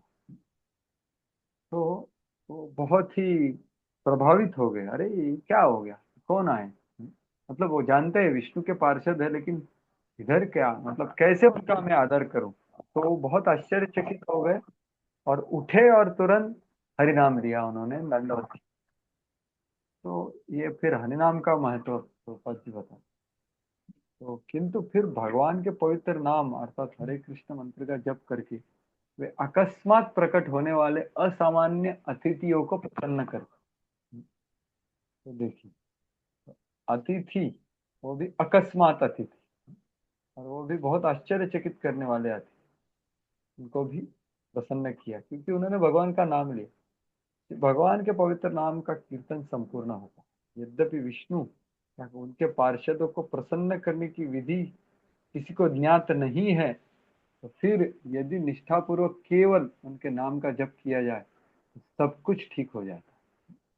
मंत्रतस्तंत्रतश्छिद्रम देश कालारह वस्तुनः सर्वं करोति निच्छिद्रम अनुसंकीर्तनम तव। अतः भक्त चाहे संकट में हो या सुख में, वो जपता है निरंतर।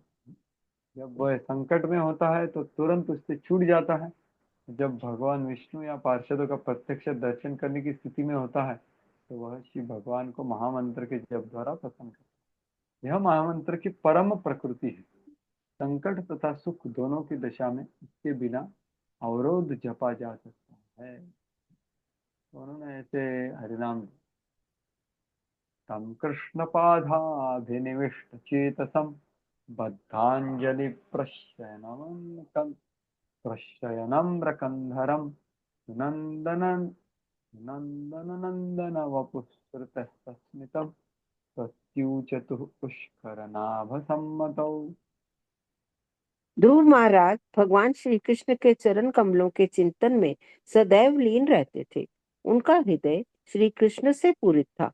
जब परमेश्वर के दो निजी दास, जिनके नाम नंद तथा सुनंद थे, प्रसन्नता पूर्वक हंसते हुए उनके पास पहुंचे तो ध्रुव महाराज हाथ जोड़कर नम्रता पूर्वक सिर नीचा किए खड़े हो गए। तब उन्होंने ध्रुव महाराज को इस प्रकार से संबोधित किया। हरे कृष्ण, दंडवत प्रणाम।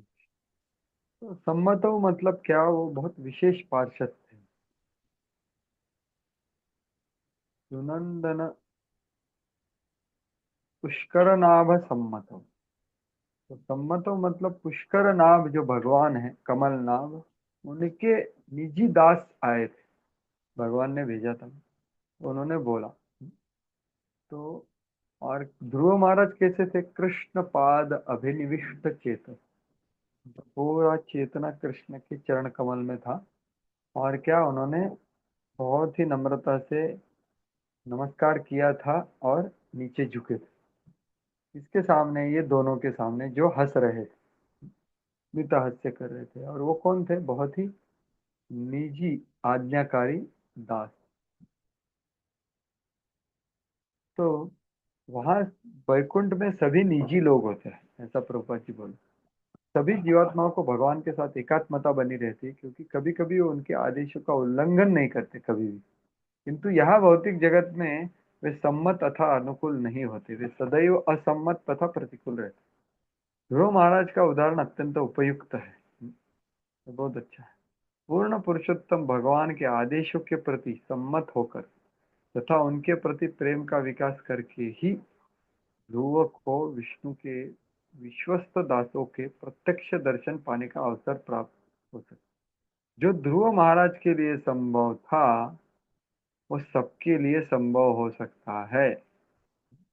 जो कोई भी अत्यंत गंभीरता से भक्ति में लग जाता है, वही समय आने पर वैसी ही जीवन सिद्धि को प्राप्त कर सकता है।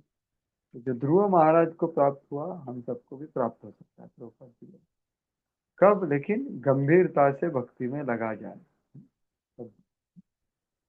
तो फिर अभी वो क्या बोले? ऊंचू सुनंद नंदा, सुनंद तथा नंद ने कहा, मतलब उचतु, ये अनेक वचन है इसलिए उचतु। भो भो राजन सुभद्रम ते वाचम नो अवहितं शृणु, यः पंचवर्ष तपसा भगवान देवती त्रिपत। हरे कृष्णा। अभी कोई और पढ़ सकता? हरे कृष्णा। पढ़ो हाँ प्रभु जी। पढ़िए। हाँ, अभी श्याम भजन प्रभु पढ़ो, बाद में आप पढ़ो, वो पहले हरे पढ़िए। कृष्णा। श्री विष्णु के दोनों विश्वस्त पार्षद नंद तथा सुनंद ने कहा, हे राजन, आपका कल्याण हो। हम जो कहे कृपया उसे ध्यान पूर्वक सुने। जब आप केवल 5 वर्ष के थे, तब आपने कठिन तपस्या की थी और उसमें अपने पूर्ण पुरुषोत्तम भगवान को अत्यधिक प्रसन्न कर लिया था। हरे कृष्ण। हाँ, तो देखिए, ये विष्णु जी को सब कुछ पता है, पूरा बता रहे हैं उनके बारे में कि उनका हिस्ट्री क्या है। तो यहाँ पर प्रभुपाद जी बहुत विशेष तात्पर्य लिखते हैं। देखो, यहाँ पर 5 वर्ष से आपने भगवान को प्राप्त किया, तो जो ध्रुवों के लिए शक्य है वो सबके लिए शक्य है। कब शक्य है? जब 5 साल की उम्र में हम सही उनको क्या दिए? शिक्षण दे। क्योंकि वो 5 साल का बच्चा ग्रहण करने के लिए बहुत ही अच्छा एक ये होता है, उसका चेतना, उसका क्या बोलते हैं, उसका स्लेट पूरा क्लीन होता है और वो सफलता प्राप्त कर सकता है। तो वही प्रभुपाद जी लिख रहे पूरा तात्पर्य में। तो ये बहुत महत्वपूर्ण है कि किसी भी 5 वर्ष के बालक को प्रशिक्षित किया जा सकता है। तो देखिए, जितना एज ज्यादा होता है उतना ये सब प्रशिक्षण करना मुश्किल हो जाता है। गीता भागवत का पढ़ना, उसको समझना, उसको आचरण में लाना इतना आसान नहीं है। जितना हम लेट आते हैं, हमें भी बहुत बुरा लगा, 25 साल के बाद आए। 5 साल में कोई आता है तो कितना अच्छा होगा। तो अगले पीढ़ी के लिए तो हमने करना चाहिए। और कुछ ही काल में उसे कृष्ण चेतना का बोध हो सकता है और उसका जीवन सफल हो सकता है। कुछ काल में ये ट्रेनिंग दी है। दुर्भाग्यवश ऐसी शिक्षा का विश्व भर में अभाव है। तो क्या करना चाहिए? कृष्ण भावनामृत आंदोलन के अग्रणी पुरुषों का कर्तव्य है कि विश्व के विभिन्न भागों में बच्चों के प्रशिक्षण संस्थान खोले जिसमें 5 साल के बच्चे भर्ती हो। तो ये क्या बोल रहे प्रभुपाद जी? ओपनली बोल रहे कि भाई गुरुकुल खोलिए, और कहा भारत में नहीं पूरे जगत में खोलिए बोल रहे। लेकिन दुर्भाग्यता ऐसी है कि बहुत कम है। ये बहुत जरूरी है, नहीं तो समस्या बढ़ती रहती। इस प्रकार ऐसे बालक ने तो हिप्पी बनेंगे न समाज के बिगड़े बालक रहेंगे। अभी तो सभी भगवत भक्त हो जाएंगे, तब विश्व का मुखड़ा स्वतः बदलता दिखेगा। तो ये बहुत जरूरी है। हम जहां पर भी रहते हैं, ये प्रभुपाद जी का इच्छा है, तो इसके ऊपर चिंतन स्मरण और इसका सपोर्ट होना चाहिए। वैसे भी कम्युनिटी में प्रभुपाद जी बोल रही है, सबसे जरूरी चीज है, सबसे बड़ा प्रचार है ये। क्योंकि सही समय पर आप कुछ बोल रहे हो और ग्रहण भी करेगा, तो ये बात। तो ये वापस अगले तात्पर्य में भी लिखते हो, तस्याखिल जगत तस्याखिल जगद्धातुर आवां देवस्य सारंगिणः प्रसादौ इह संप्राप्तौ नेतुं त्वां भगवत्पदम्। हाँ, और कोई पढ़िए? नहीं, हाँ आप ही पढ़िए। एक्चुअली अनम्यूट करना पड़ेगा, कुछ आवाज आ रहा था इसलिए मैंने म्यूट कर दिया बैकग्राउंड साउंड। हरे कृष्णा। हम उन पूर्ण पुरुषोत्तम भगवान के प्रतिनिधि है जो समग्र ब्रह्मांड के सृष्टा है और हाथ में शारंग नामक धनुष्य को धारण किए रहते हैं। आपको वैकुंठ लोक ले जाने हेतु हमें विशेष रूप से नियुक्त किया गया है। हरे कृष्ण। तो वो बोल रहे हैं भाई आपको लेने के जाने के लिए आए हैं हम, भगवान ने आपको बोला है लेके जाने के लिए, हम लेके जाने के लिए आए हैं। प्रभु जी थोड़ा डिस्टरबेंस आ रहा है, मैं म्यूट कर। तो प्रभुपाद जी यहाँ पर जन्म कर्म च में दिव्यम बोल रहे हैं, जो भगवान की लीलाओं को, दिव्य लीलाओं को भौतिक जगत या आध्यात्मिक जगत वाले कोई भी व्यक्ति यथार्थ रूप से जान पाता है वो कौन है, किस प्रकार प्रकट होते, किस प्रकार कर्म करते, और तुरंत ही वैकुंठ जाने का भागी बनता है। त्यक्त्वा देह पुनर्जन्म नाइति मामेति। इसलिए तत्वतः भगवान को जानना ये बहुत जरूरी है। इसलिए हम अभी चर्चा कर रहे हैं। ये प्रभुपाद जी का इच्छा है कि गीता भागवत का बहुत अच्छी तरह से ग्रहण होना चाहिए, शिक्षण होना चाहिए, प्रशिक्षण, जिसके द्वारा तत्वतः भगवान को समझा जाए। वही प्रभुपाद जी, तो भगवत धाम में जाने के लिए हम आगे बढ़े। श्रीमद ध्रुव महाराज पर भगवत गीता का यह नियम, उन्होंने तपस्या तथा आत्मसंयम द्वारा आजीवन भगवान को समझने का प्रयास किया। तो ये बहुत विशेष लिखा है, उन्होंने आजीवन प्रयास किया, दर्शन भी हो गया था उनका। अब इसका परिपक्व फल मिला कि श्री भगवान के विश्वस्त पार्षदों के साथ वैकुंठ जाने का योग्य होगा। दुर्जयम विष्णुपदम जितम त्वया यत्सूरयोऽप्याविचक्षते परम आतिष्ठतच्चंद्र दिवाकरादयो ग्रहक्षतारः पर्यन्ति दक्षिणम। अनम्यूट करके पढ़िए।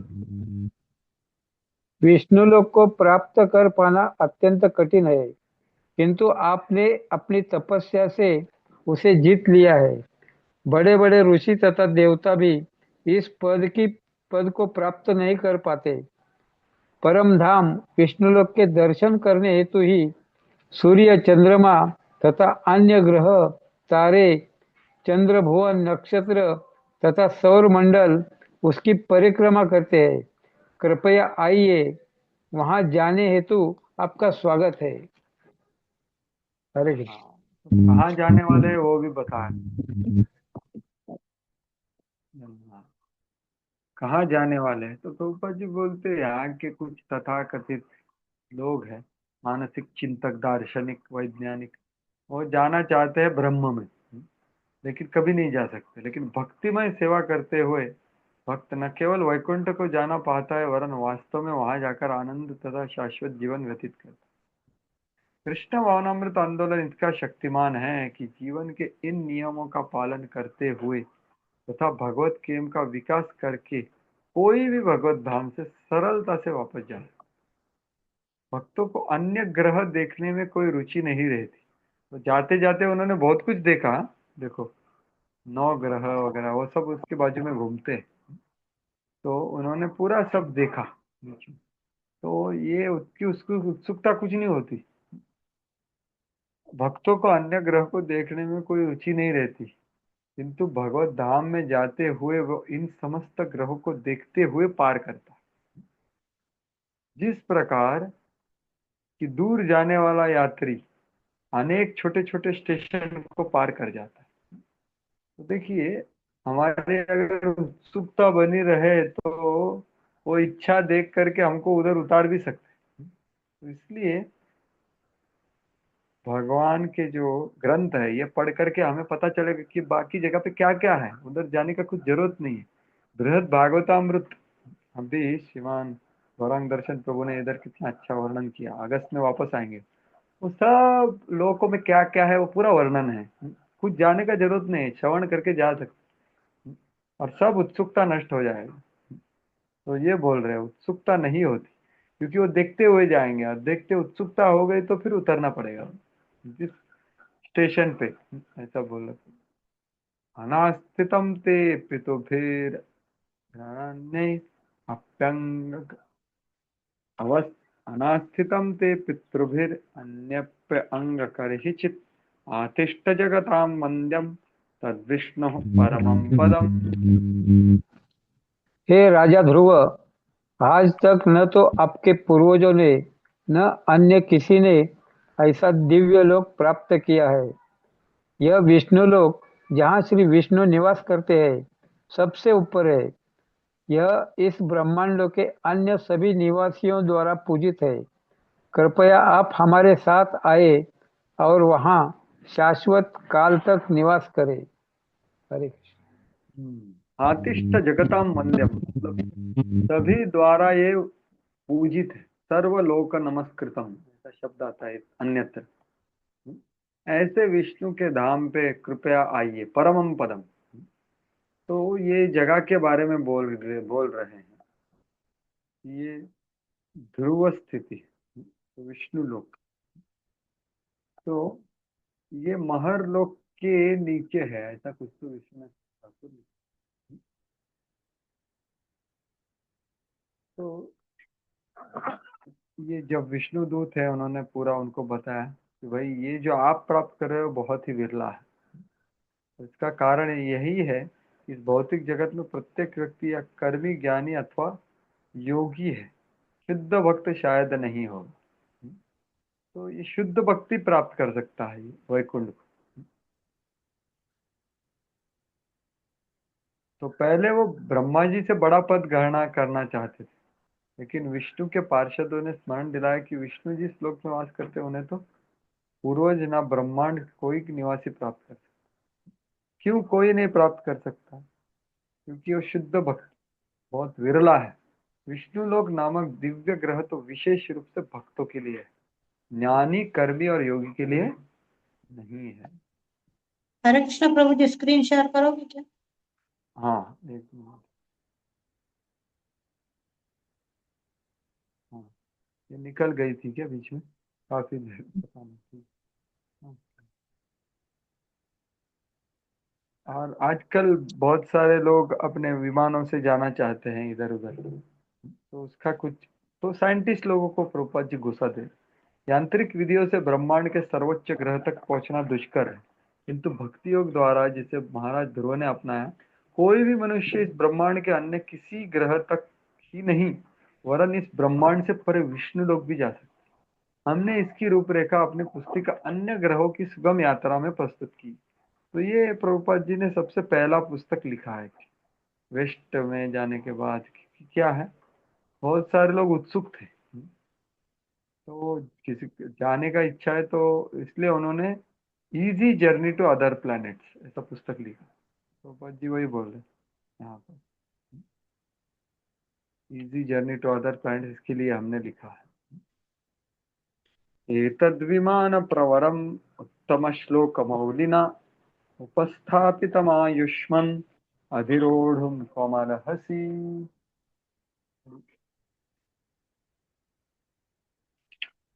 और कोई पढ़ सकता है? मैं पढ़ती हूँ प्रभु जी। हाँ पढ़िए मत। आवाज आ रहा है मेरा? हाँ आ रहा है अच्छे से। हे दीर्घजीवी, इस अद्वितीय विमान को उन पूर्ण पुरुषोत्तम भगवान ने भेजा है जिनकी स्तुति उत्तम श्लोकों द्वारा की जाती है और जो समस्त जीवात्माओं के प्रमुख है। आप इस विमान में चढ़ने के सर्वथा योग्य है। हाँ तो आयुष्मान मतलब क्या है? वो इसी देह में भगवत धाम जाएंगे, जैसे तुकाराम महाराज वगैरह गए वैसे ही देह। तो वही यहाँ पर बताया कि बाहर घूमने के तीन ये होते हैं। कपोत वायु, तो वो सब प्रभुपाद जी बोल रहे हैं, वो पढ़ सकते हैं। आकाश पतन वगैरह वगैरह, या आकाश पतन के लिए आकाश पतन विधि भौतिक है। जिस प्रकार मन बिना किसी आंतरिक व्यवस्था के जहाँ चाहे घूम सकता है, उसी प्रकार आकाश पतन विमान भी मन के वेग से उड़ सकता है। तो इस आकाश पतन प्रणाली के परे भी वैकुंठ की विधि है जो पूर्ण रूप से आध्यात्मिक है। प्रभुपाद जी बोल रहे हैं कि एक भौतिक विधि से भी आप ये भौतिक जगत में भी घूम सकते हैं। आप यंत्र मत बनाइए, वेदों के विधि का पालन कीजिए अगर आपको जाना भी है भौतिक विधि से, यांत्रिक विधि। वही बोल, श्री विष्णु ने ध्रुव महाराज को शिशुमार लाने हेतु जो विमान भेजा था वह पूर्ण रूप से आध्यात्मिक दिव्य विमान था।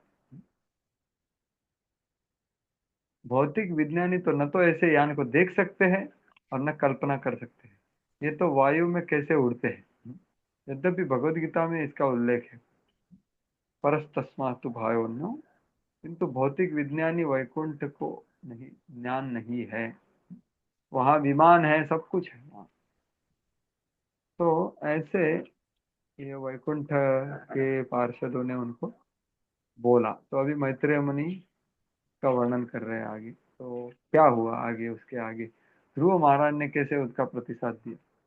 मैत्रेय उवाच निशंप वैकुंठ नियोज्य मुख्ययो मधुच्युतं वाचमुरुक्रम प्रियः कृताभिषेकः कृतनित्यमङ्गलो मुनिन् प्रणय्याशिषमभ्यवादयत्। श्री मैत्रेय मुनि ने आगे कहा, ध्रुव महाराज श्री भगवान को अत्यंत प्रिय थे। जब उन्होंने वैकुंठ लोक निवासी श्री भगवान के मुख्य पार्षदों की मधुर वाणी सुनी तो उन्होंने तुरंत स्नान किया, अपने आप को उपयुक्त आभूषण से अलंकृत किया और अपने नित्य आध्यात्मिक कर्म संपन्न किए। तत्पश्चात उन्होंने वहां पर उपस्थित महान ऋषियों को प्रणाम किया और उनका आशीर्वाद ग्रहण किया। देखो ये ध्रुव महाराज का चेतना है, अत्यंत नम्र गर्व रहित। हालांकि वो भगवत धाम जा रहे हैं, तो बद्रिकाश्रम ये बहुत विशेष जगह है जहाँ पर उद्धव भी विराजमान है, जहाँ पर भागवत को लिखा गया। वहां पर बहुत सारे ऋषि मुनि बड़े बड़े थे। ध्रुव महाराज ने उनका आशीर्वाद लिया, भाई आप आशीर्वाद दीजिए मुझे। जा रहे वो भगवत धाम में और वही आशीर्वाद मांगा। और क्या किया, उनकी जो नैमित्तिक क्रियाएं, नित्य क्रियाएं थी वो भी उन्होंने की, नहाया और पूरा मंगल कार्य किया। तो प्रभुपाद जी वो लिखते हैं कि ये कैसे हमें ध्यान देना चाहिए कि इस भौतिक जगत को छोड़ने के समय भी ध्रुव महाराज अपनी भक्ति के प्रति कितने निष्ठावान थे। कि उस दिन जैसे वे भक्तों के कार्य को संपन्न, भक्ति के कार्य को संपन्न करने में निरंतर सतर्क थे। प्रत्येक भक्त को प्रातः काल स्नान करके शरीर को तिलक धारण करना, ये सब उन्होंने किया। कलयुग में स्वर्ण या रत्नाभूषण प्राप्त करना कठिन है, किंतु शरीर भर में 12 तिलक चिन्ह लगाए जाए तो शरीर का पवित्र हेतु ये शुभ अलंकरण पर्याप्त हो। कृत्य नित्य मंगलो, ये सबसे मंगलदायी है तुलसी का मतलब चंदन, गोपी चंदन। क्योंकि ध्रुव महाराज उस समय बद्रिकाश्रम में रह रहे थे, तो वहां अनेक अनेक महर्षि भी थे। जब भगवान विष्णु द्वारा भेजा गया विमान आया तो ध्रुव महाराज गर्वित नहीं हुए, वरन विनीत वैष्णव की भांति मुनियों को आशीर्वाद प्राप्त करके ही विमान पर आरूढ़ हुए। ये उनका भाव है। तो ये है, तो वो लिखते हैं ना Jesus Christ, only meek and humble inherit the kingdom of God. तो वही चीज है। भगवत धाम पहले हम चेतना में जाना चाहिए, मेरे गुरु महाराज बोलते। फिर अंतिम देह त्याग करने के वक्त एक्चुअली जा सकते हैं, कब? जब हम चेतना में जाएंगे पहले। तो वो जरूरी है, और वो चेतना का ही वर्णन यहाँ पर सुखदेव गोस्वामी विस्तार से कर रहे हैं। जब तक वो भगवत धाम विमान करने के वक्त क्या चेतना है, तो बिल्कुल गर्व नहीं है और विनीत भाव है, और दैनंदिन भक्ति की क्रियाएं कर रहे हैं। तो ये है उनका आविष्टता भगवान। आगे, परित्याभ्यर्च धिष्ण्याग्रम पार्षदाभिवन्द्य च येष तदधिष्ठातुं बिभ्रद्रूपं हिरण्मयम्।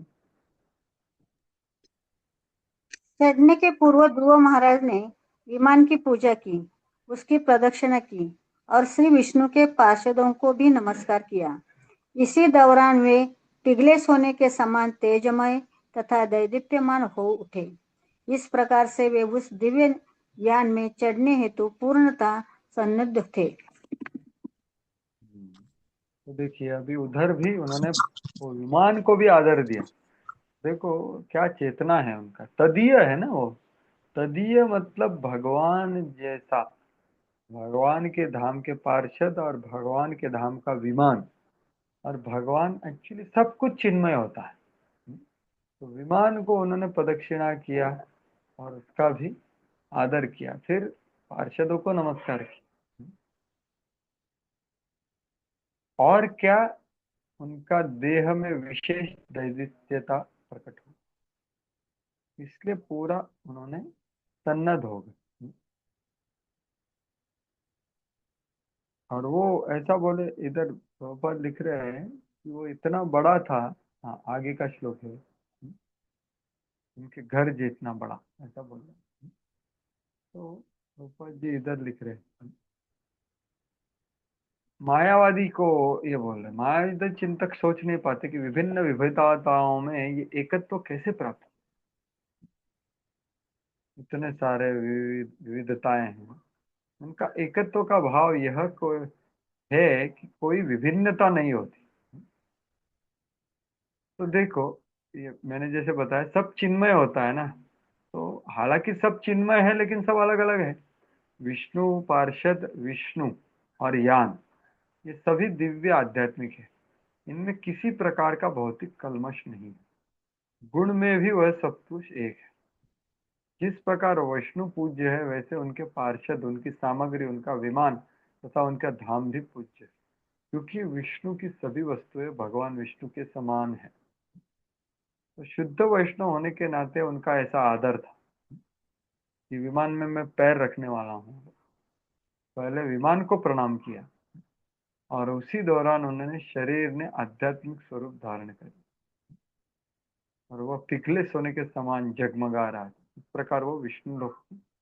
तो ये तो लिख दिया श्लोक के बारे में। और फिर निर्विशेष शून्यवादी पाश्चात्य, तो मायावादी लोग ये समझ नहीं सकते, अरे क्या इतना सब, हाँ ब्रह्म सत्य जगन मिथ्या। तो वो विभिन्नता नहीं समझ सकते, सिर्फ एकत्व। क्योंकि शिशुमार, विष्णु लोक अथवा ध्रुव लोक इस भौतिक जगत से सर्वथा भिन्न है, अतः विष्णु मंदिर भी इस जगत से सर्वथा भिन्न होता है। देखिए प्रभुपाद जी कैसे ये हमारे दैनंदिन जीवन में क्या हमने सीखना चाहिए ला रहे कि हम जब मंदिर जाते हैं, जब हम मंदिर में हो तो हमें यह अच्छी तरह समझना होगा कि हम भौतिक जगत से सर्वथा पृथक स्थित है। मंदिर में भगवान श्री विष्णु, उनका आसन, उनका कक्ष तथा मंदिर से संबंधित अन्य सामग्रियां दिव्य होती। तो देखिए, मंदिर में चटाई भी हो, आसन भी हो, तो पैर नहीं लगाना चाहिए, एक्चुअली हाथ से ये करना चाहिए, क्योंकि ये मंदिर की सामग्री है। वो बलराम जी का ये बोला जाता है, बलराम जी, इस मंदिर में सत्व, रजो तथा तमोगुण का प्रवेश नहीं हो पाता। अतः कहा गया है कि जंगल में निवास करना सत्वगुणी है, नगर में निवास करना रजोगुणी है, और वेश्यालय, मदिरालय या बुचड़ खाने का निवास तो तमोगुणी है। किंतु मंदिर का वास विष्णु लोक का वास। तो मंदिर की प्रत्येक वस्तु श्री कृष्ण या विष्णु के ही समान पूजनीय है। तो ये बहुत बड़ा ये चीज है सबके लिए, विशेष रूप से हमारे लिए। मैं तो मंदिर में रह रहा हूँ, तो ये चेतना का चिंतन कि भाई यहाँ विष्णु विराजमान है, गुरु महाराज ने उनको बुलाया है शुद्ध भक्त, तो यहाँ पर सभी चीजें आध्यात्मिक है। तो ऐसा चिंतन करेंगे, फिर चीज का भी आदर नहीं, अनादर करेंगे, तो फिर व्यक्ति का तो छोड़ ही दो, और व्यक्ति का क्या, फिर भक्त का तो भूल ही जाते। तो ये प्रभुपाद जी ये यहाँ पर हमें बोल रहे हैं कि मैंने जो मंदिर प्रस्थापित किए हैं वो सब वृंदावन है, वैकुंठ है। और वैकुंठ चेतना क्या है वो भी वो बता कि एक दूसरे का सेवा को हम ये करते हैं, गुणगान करते हैं। तदोत्तान पादः पुत्रो ददर्शात्मक गतम मृत्योमूर्धि पदम दत्वा आरूढ़ोऽद्भुतं गृहम्।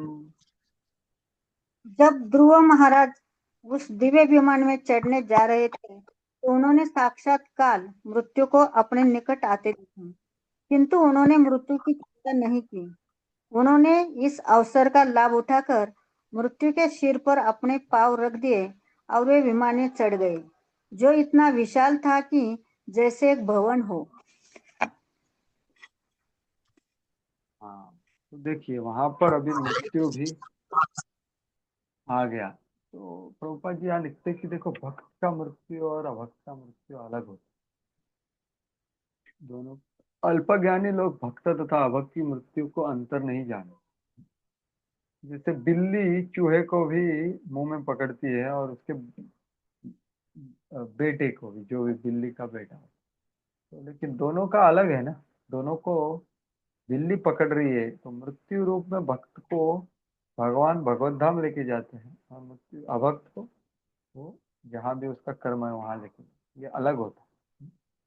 और ये बोलते हैं। और फिर विमान के बारे में प्रभुपाद जी साइंटिस्ट लोगों को घुसा मार, भौतिक विज्ञानी भौतिक विमान के निर्माण में पूरी तरह दक्ष नहीं है। करदम मुनि के विमान अथवा वैकुंठ लोक से आए हुए विमान की बराबरी में उन्हें ऐसा विमान बनाना चाहिए जो एक विशाल नगर की भांति सभी सुविधाओं से, सरोवर उद्यान से युक्त हो। ऐसा विमान है क्या अभी? तभी बना था। तो ये जो विमान था ये घर जितना बड़ा था, ऐसा बोले। इसलिए प्रभुपाद जी लिखे उनके विमान को अंतरिक्ष में उड़ने सकने में तथा अन्य ग्रहों की सैर करने में सक्षम होना चाहिए। यदि ऐसा विमान बना सके तो उन्हें अंतरिक्ष में उड़ान भरते समय ईंधन के लिए अंतरिक्ष में विभिन्न स्टेशन स्थापित करने की आवश्यकता न रहेगी। ऐसे विमान अनंत ईंधन होगा और विष्णु लोक से आए विमान की तरह वह बिना ईंधन उड़ सकेगा। तो ये चैलेंज कर रहे हैं कि आप बहुत रिसर्च कर रहे हो ना, ऐसा विमान बनाओ। तो शास्त्र में वर्णित है, ध्रुव महाराज ने देखा है, और वो विमान ये भी नहीं करता, क्रैश नहीं होता और पोल्यूशन भी नहीं करता है। तो आगे क्या हुआ, बहुत सारे नगाड़े वगैरह बजे। तदा दुन्दुभयो नेदुर मृदंग पणवादयः गंधर्व मुख्य प्रजगु पेतु कुसुम वृष्टयः। उस समय ढोल, मृदंग तथा दुदुम्बी के शब्द आकाश में गूंजने लगे। प्रमुख प्रमुख गंधर्व जन गाने लगे और अन्य देवताओं ने ध्रुव महाराज पर फूलों की मूसलाधार वर्षा की।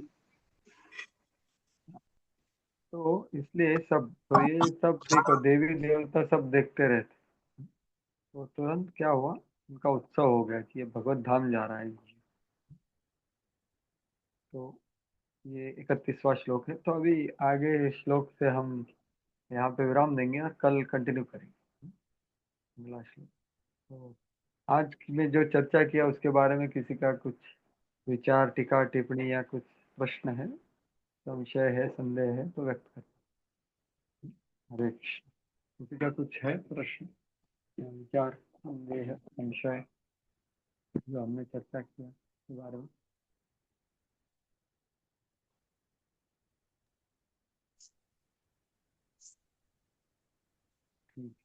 बहुत बहुत धन्यवाद। तो कल हम कंटिन्यू करेंगे इसको। अभी वो अपने माता को याद करेंगी, वो बताया जाएगी कि माता भी आपके साथ है। तो फिर वो दोनों भगवत धाम जाते हैं और फिर आगे ये उनका जो धाम का है उसका वर्णन है, ऐसा है। और कुछ श्लोक है और फिर 9वां अध्याय थोड़ा बचा हुआ है वो भी। ठीक है। अंतरा श्रीमद् भागवतम की जय, श्रील प्रभुपाद की जय, गुरु महाराज